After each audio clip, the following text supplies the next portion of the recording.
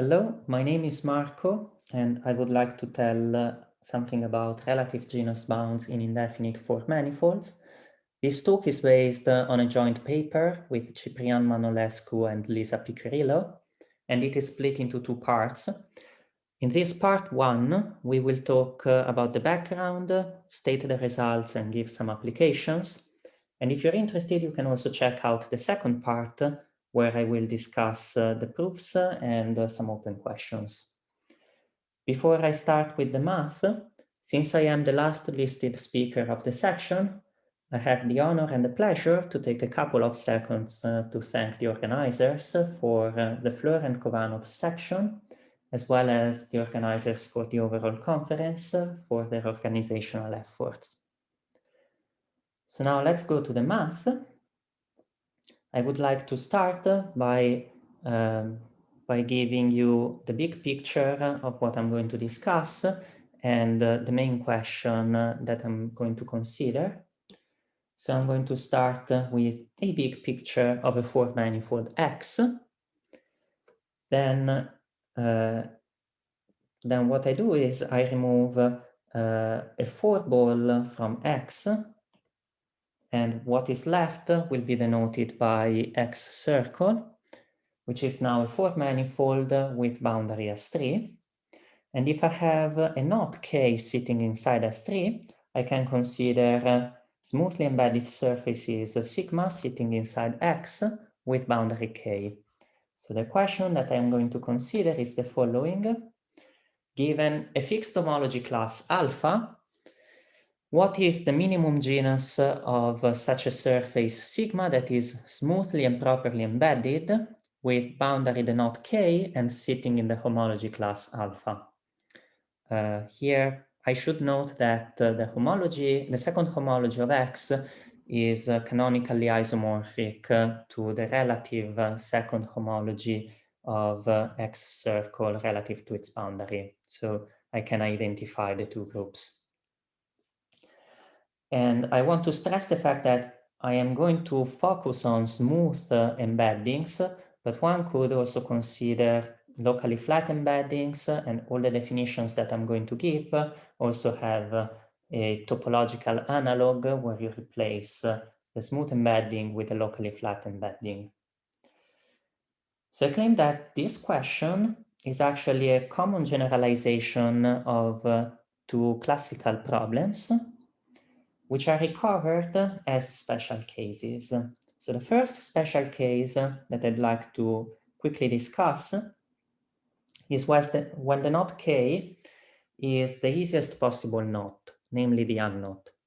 In such a case, you can glue back B4 to X circle and get back the original closed four manifold X.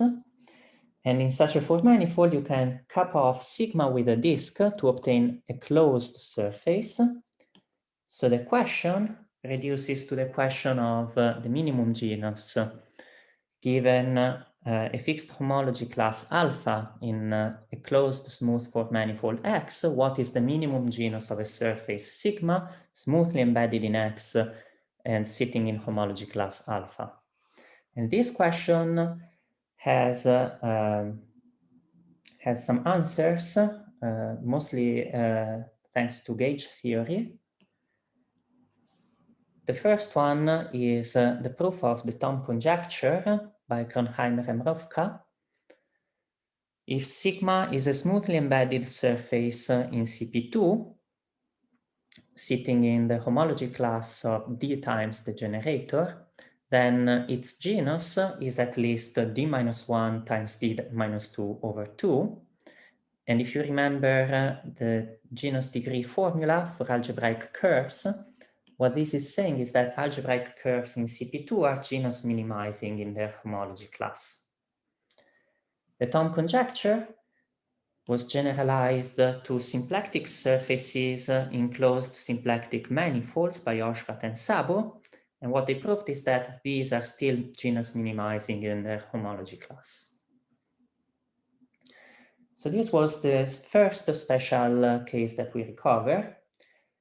Now, instead of picking K to be the easiest possible knot, we can consider embeddings in the easiest possible fourth manifold. So if we pick X to be the easiest possible fourth manifold, namely S4, then what we are doing is the following. We are considering what is left of S4 minus a 4 ball, which is still B4, and which has boundary S3. And we are considering, given a knot K sitting in S3, the smooth surface is sigma sitting in B4 that K bounds. So if we define the slice genus of K as the minimum genus of such surfaces, then our question reduces to the question of determining the slice genus of K. The special case of this question is when the slice genus of K is 0, in which case we call the knot slice or classically slice. And if you want to unpack the definition, this happens exactly when there exists a smoothly embedded disk, delta, in B4 with boundary the knot K. And if such disks exist, it is called a slice disk for K. Now, once again, I would like to emphasize that I am considering smooth embeddings, but the definition makes sense also in the topological category if you use locally flat embeddings. And as a notational remark, I will use the letter sigma to denote a surface and the letter delta to denote the special case when the surface is a disk. Now I would like to move on and generalize this notion of sliceness to other four manifolds, since we are considering four manifolds different from S4. So I'm going to call a knot K slice in X if it is the boundary of a disk delta smoothly embedded in X circle, which is X minus the interior of a 4 ball. And I say that such a knot is H slice in X if, moreover, the knot is null homologous, the disk is null homologous. Both notions are a generalization of the notion of sliceness, in that a knot is classically slice if and only if it is slice in S4, if and only if it is H slice in S4. And I would like to give you one possible motivation for sliceness that lies in the four manifold topology, and that's the smooth four-dimensional Poincare conjecture. So one of the equivalent forms of the smooth four-dimensional Poincare conjecture states that if you have a smooth four-manifold X which is homeomorphic to the four-sphere, then it is actually diffeomorphic to the four-sphere. This is still open, and there is a proposed strategy to disprove it by Friedman, Gompf, Morrison, and Walker based upon sliceness. Specifically, if you could find a knot K that is sliced in some homotopy for sphere X, but it is not sliced in the classical sphere S4, then the knot K is detecting an exotic structure on X. That is, X cannot be diffeomorphic to S4. So in such a case, it is called an exotic four-sphere. Of course, since the smooth Poincare conjecture in dimension 4 is still open, we do not know if these exist, and so we do not know if the strategy works. But we could ask whether at least it can detect exotic pairs in some other four manifolds that are not the four-sphere. So we say that two manifolds X and X prime, smooth and closed, form an exotic pair if they are homeomorphic to each other but not diffeomorphic. And these manifolds exist. The first proof is by Donaldson. And we could ask whether we could detect them using sliceness or H-sliceness. So using the Friedman, Gompf, Morrison, and Walker, but on 4 manifolds other than the 4-sphere. And for sliceness, we have no idea whether the answer is affirmative or not. But for H-sliceness, we can prove that the answer is yes. So what we prove is that there exists an exotic pair of 4 manifolds X and X prime, and a knot K that detects them in the sense that K is H-slice in X prime, but not in X. And the minimum working example is when X prime is the connected sum of 20 CP2 bars and 3 CP2s, and X is K3 connected sum CP2 bar, in which case you can choose K to be the right-handed trefoil. But there are actually several other knots that work and distinguish the smooth type of these 2 manifolds. And in fact, in a recent work, Ida, Mukherjee, and Taniguchi gave infinitely many knots that work in this respect, and these knots all lie in different concordance classes. Another remark is that this theorem was already known if you allow 4 manifolds with boundary. So the new part of this result is that we use H-sliceness to detect an exotic structure on closed 4 manifolds. So this was about motivation for sliceness and H-sliceness. Now I would like to give you quite quickly some examples of how many knots are sliced or not in some 4 manifolds. So let's start by some notation. I will denote by S of X the set of knots sliced in X, by SH of X the set of knots that are H sliced in X, and by K the set of all knots. Then there are some inclusions. If you have a classically sliced knot, then this is always H slice in any 4 manifold X, because it always bounds a smooth disk in a boundary, in a neighborhood of the boundary. And if you have an H slice knot, it is in particular slice, and the slice knot in particular is a knot, so you have the other 2 inclusions. All of these inclusions can be proper or can be equalities, but Klug and Ruppik proved that for every 4 manifold, there is always a knot that is not H-slice. So SH of X is always different from the set of all knots. So let's see what these inclusions look like for some sample 4 manifolds. So I'll start with S4. For S4, we already know that the notions of sliceness and H-sliceness coincide with the classical notion. So the first 2 inclusions are equality, and the last one is an inequality. And the same is true also for some other 4 manifolds like S1 cross S3 and T4.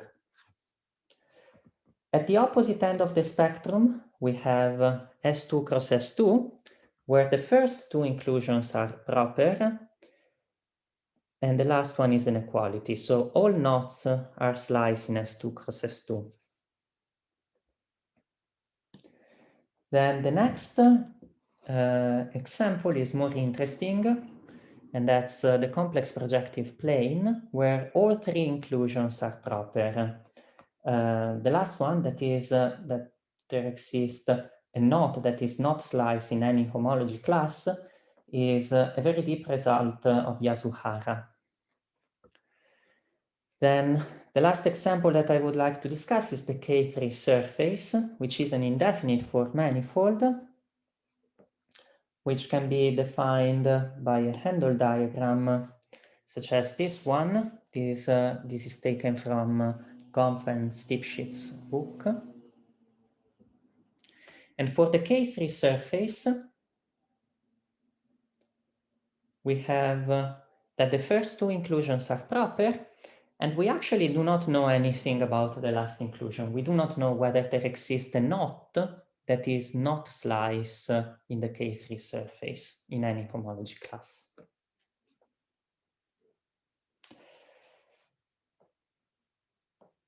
Okay, now I would like to go over some literature and some previous bounds. So the previous bounds basically fall into two families.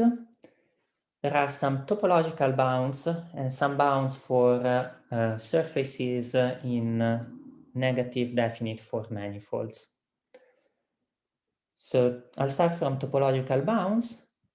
Topological bounds, by definition, work for locally flat surfaces in topological Four manifolds. So they certainly cannot be helpful to distinguish smooth structures. Among topological bounds, you have the Arf invariant and the Levin-Tristram signatures. I've put some authors who proved some results, some topological bounds using these invariants. Regarding negative definite Four manifolds, there's an adjunction inequality by Oshwat and Szabo involving the tau invariant of the knot K, stemming from Hegarth-Floer homology. And there are analogous bounds in instanton by Kronheimer and Mrówka. So if sigma can be homotoped to the boundary of X circle, then there is an analogous bound with S sharp instead of tau. And there is also a bound coming from Khovanov homology and the S invariant. And this works for connected sums of CP2 bars and for sigma null homologous. All the three bounds are formally the same, except that the last invariant used is different.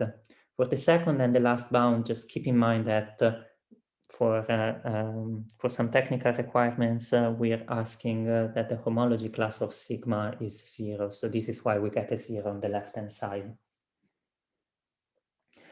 But as you can see, the previous bounds basically do not consider the case of smooth embeddings in indefinite Four manifolds. And this is the gap that we're going to cover. So this is what I am going to discuss now.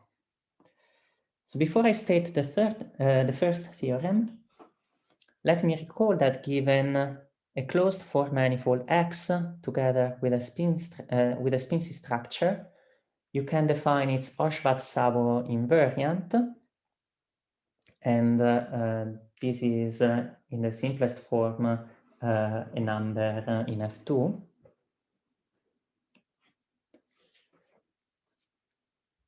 And the first theorem that we prove is that if you have a closed Four manifold with positive B2 plus and non-vanishing Oshwat-Szabo invariant, and if sigma is a smoothly embedded surface with boundary K and positive genus, then under some technical assumptions, there is an adjunction inequality involving the invariant nu plus of the mirror of K.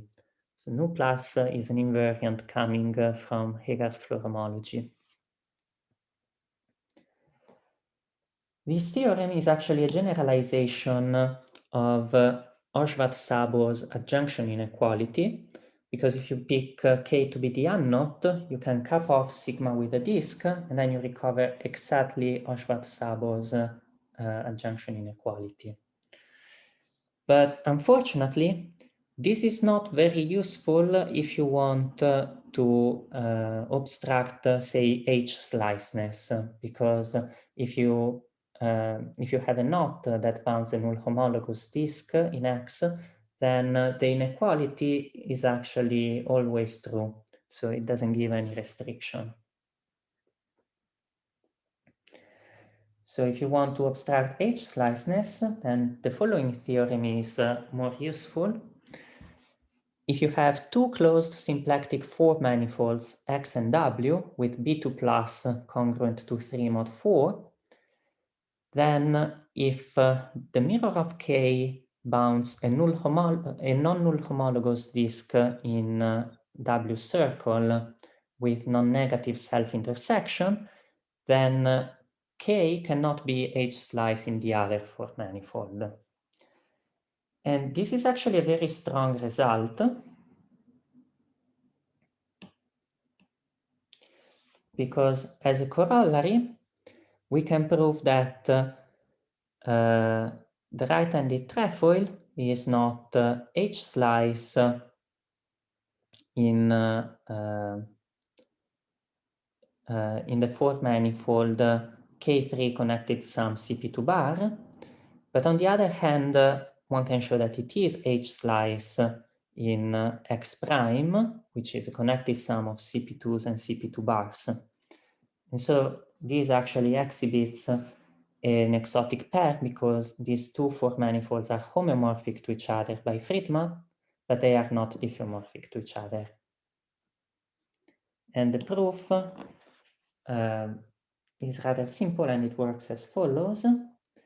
You can check that the left-handed trefoil, which is the mirror of the right-handed trefoil, bounds a disk in K3 circle, which is not null homologous and with non-negative self-intersection.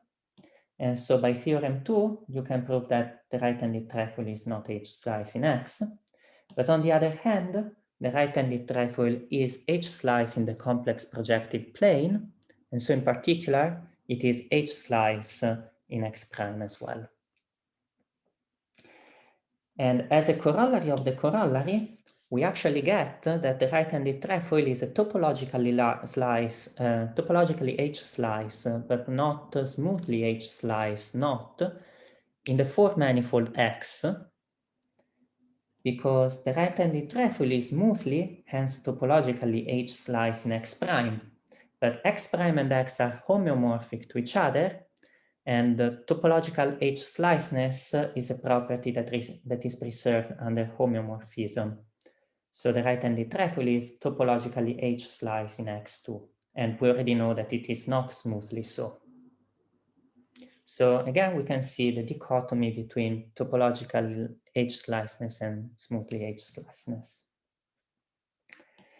Then the last theorem that I would like to mention is that if you have an H-slice knot K in a spin 4 manifold, and if the zero surgery on K bounds a spin to handle body, then there is an inequality involving the second Betti numbers of X and W and their signatures. And this is a generalization of a theorem of Donald and Vafaei. And it has an application as follows. So if you consider this knot from Donald Vafaei's paper that I call KDV, then Donald and Vafaei proved using their result that KDV is a topologically sliced knot in a classical sense, that is in S4, but that it is not smoothly sliced in S4. And by using our theorem, which is a generalization of their theorem, we can actually show that KDV is not H-slice also in K3. So this gives another example of a knot that is topologically H-slice, but not smoothly H-slice in K3. So I would like to conclude the first part of the talk here. Thanks again thanks a lot for listening. And if you would like to see a discussion of the proofs of the theorems and some open questions, please watch the second part of the seminar. Thanks a lot. Bye.